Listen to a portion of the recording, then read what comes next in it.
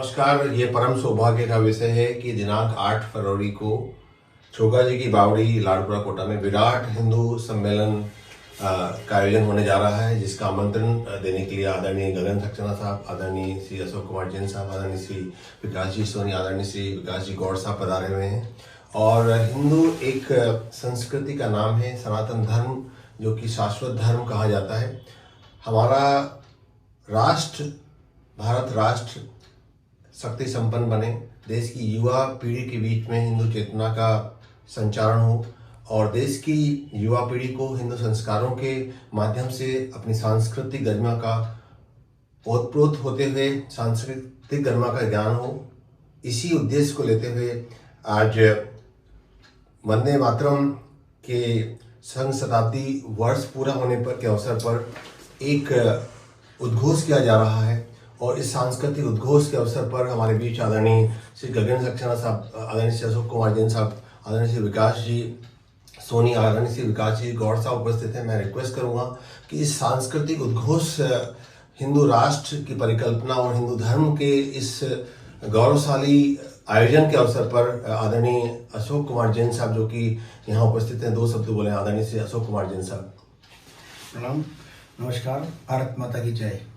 संघ के शताब्दी वर्ष चल रहा है, उसके उपलक्ष्य में पूरे देश के अंदर 80,000 स्थानों पर और कोटा महानगर में 120 स्थानों पर विराट हिंदू सम्मेलन आयोजित किए जा रहे हैं। इस कार्य के लिए मैं माननीय डॉक्टर पांडे जी को निमंत्रण देने आया है।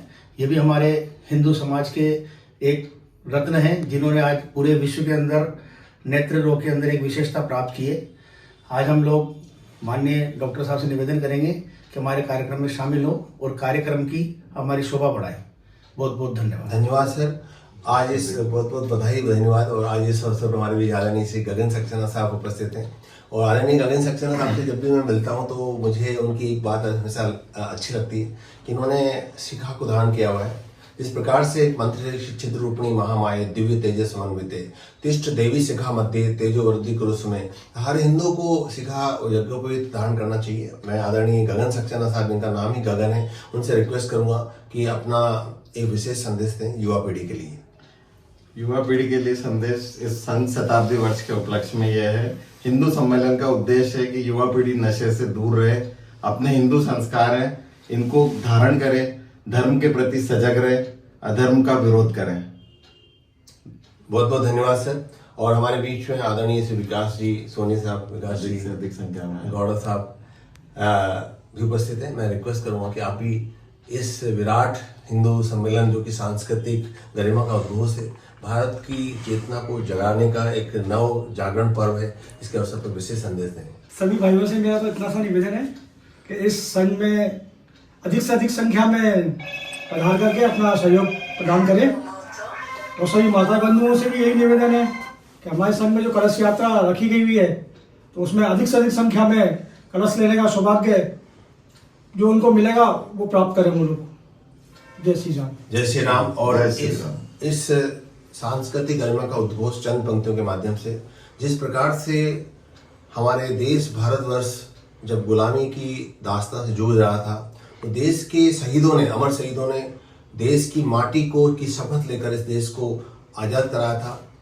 यह ध्यान रखना चाहिए कि हमें आज़ादी पूरी तरह से अभी तक नहीं मिली है। सांस्कृतिक गुलामी की बेड़ियों से मुक्ति दिलाने के लिए इस प्रकार के जागरूकता सम्मेलन, महासम्मेलन समय की आवश्यकता हो चुके हैं। आइए हम इन पंक्तियों के माध्यम से संकल्प लें, देश की माटी का कर्ज उतारें। जिस प्रकार से देश की मिट्टी की शपथ लेकर शहीदों ने अपने प्राणों की आहुति दे दी थी, ठीक उसी प्रकार अब यह समय आ चुका है कि हम शक्ति और भक्ति दोनों के सम्मिलित प्रयोग से देश की चेतना को जगाएं।